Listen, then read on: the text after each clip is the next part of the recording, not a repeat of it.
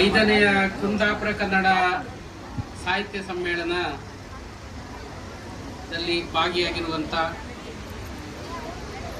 ಇದರ ಇವತ್ತಿನ ಕೇಂದ್ರ ಬಿಂದು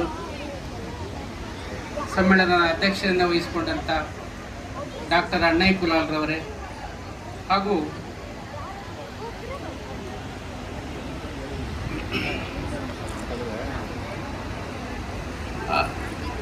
ಕೆ.ಸಿ. ಕುಂದಾರ್ ಶ್ರೀಯುತ ಆನಂದ್ ಕುಂದಾರ್ ಅವರೇ ಹಾಗೂ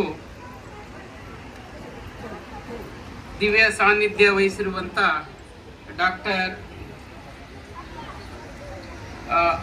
ಆನಂದ್ ಶ್ರೀ ಕುಂದಾರ್ ಅವರೇ ಹಾಗೂ ಸಮಾರೋಪ ಭಾಷಣವನ್ನು ಮಾಡಿದಂಥ ಡಾಕ್ಟರ್ ಬಾಲಕೃಷ್ಣ ಶೆಟ್ಟಿ ಅವರೇ, ಸಮ್ಮೇಳನಾಧ್ಯಕ್ಷರ ಪ್ರತಿಸ್ಪಂದನ ಡಾಕ್ಟರ್ ಅಣ್ಣಯ್ಯ ಕುಲಾಲ್ರವರೇ, ರವೀಂದ್ರ ರಾವ್ ಅವರೇ ಹಾಗೂ ಇಲ್ಲೂ ವೇದಿಕೆಯ ಮೇಲೆ ನೆರೆದಂಥ ಎಲ್ಲ ಗಣ್ಯರೇ ಹಾಗೂ ವೇದಿಕೆಯ ಮುಂಭಾಗದಲ್ಲಿ ಆಸೀನರಾದಂಥ ಎಲ್ಲ ಗಣ್ಯರೇ, ಈ ಒಂದು ಕಾರ್ಯಕ್ರಮಕ್ಕೆ ಅಣ್ಣಯ್ಯ ಕುಲಾಲ್ರವರು ಲಕ್ಷ್ಮಣಣ್ಣ ನೀವು ಬರಬೇಕು ಅಂತ ನನ್ನ ಫೋನ್ ಮಾಡಿ ಕೇಳಿಕೊಂಡ್ರು.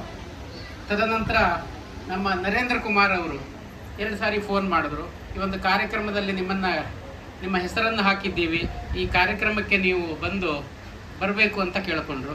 ಆದರೆ ಇವತ್ತು ಬೆಂಗಳೂರಿನಲ್ಲಿ ನಮ್ಮ ಭಾವನೆಂಟಿನ ಗೃಹ ಪ್ರವೇಶ ಇತ್ತು, ಮುಖ್ಯವಾಗಿ ನಾನೇ ಇರಬೇಕಿತ್ತಲ್ಲಿ. ಆದರೆ ನಮ್ಮ ಅಣ್ಣಯ್ಯ ಕುಲಾಲ್ರವರ ಮೇಲಿರುವಂಥ ವಿಶೇಷವಾದ ಅಭಿಮಾನದಿಂದ ಆ ಕಾರ್ಯಕ್ರಮ ಮಾಡುವಂಥ ನಮ್ಮ ಭಾವನೆಂಟನಿಗೆ ಅಲ್ಲಿ ಕ್ಷಮೆ ಯಾಚಿಸಿ ಈ ಕಾರ್ಯಕ್ರಮಕ್ಕೆ ಅಲ್ಲಿಂದ ಬರಬೇಕಾದಂಥ ಪರಿಸ್ಥಿತಿ ಬಂತು. ಅಂದರೆ ನಮ್ಮ ಅಣ್ಣಯ್ಯ ಕುಲಾಲ್ರವರ ಬಾಂಧವ್ಯ ಅಷ್ಟು ವಿಶೇಷವಾಗಿರುವಂಥ ಒಂದು ಬಾಂಧವ್ಯ. ಅವರು ಯಾವುದೇ ಒಂದು ವಿಚಾರವನ್ನು ಕೂಡ ನನಗೆ ಬೆಂಗಳೂರಿಗೆ ಫೋನ್ ಮಾಡಿ ತಿಳಿಸುವಂಥ ಕೆಲಸವನ್ನು ಮಾಡ್ತಾರೆ. ಅವರು ಇವತ್ತು ಈ ಕಾರ್ಯಕ್ರಮದ ಮುಖ್ಯ ಕೇಂದ್ರ ಬಿಂದು. ಆದ್ದರಿಂದ ಈ ಕಾರ್ಯಕ್ರಮವನ್ನು ತಪ್ಪಿಸ್ಕೊಳ್ಬಾರದು ಅಂತ ಹೇಳಿ ನಾನು ಇವತ್ತು ಇಲ್ಲಿ ಉಪಸ್ಥಿತನಿರಬೇಕಾಗಿದೆ. ಹಾಗೆ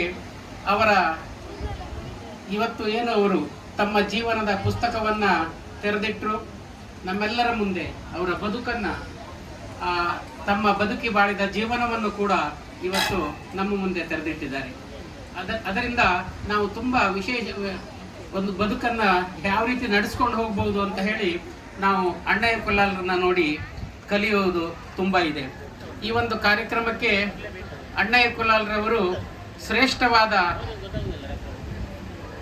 ವ್ಯಕ್ತಿ ಅಂತ ಹೇಳಿ ನರೇಂದ್ರ ಕುಮಾರ್ ಅಂತವರು ಗುರುತಿಸಿ ನಮ್ಮ ಅಣ್ಣಯ್ಯ ಕುಲಾಲ್ರನ್ನ ಈ ಒಂದು ಸಾಹಿತ್ಯ ಸಮ್ಮೇಳನಕ್ಕೆ ಅಧ್ಯಕ್ಷರಾಗಿ ಘೋಷಿಸಿರುವಂಥದ್ದು ನಮಗೆಲ್ಲರಿಗೂ ಸಂತೋಷವನ್ನು ತಂದಿದೆ.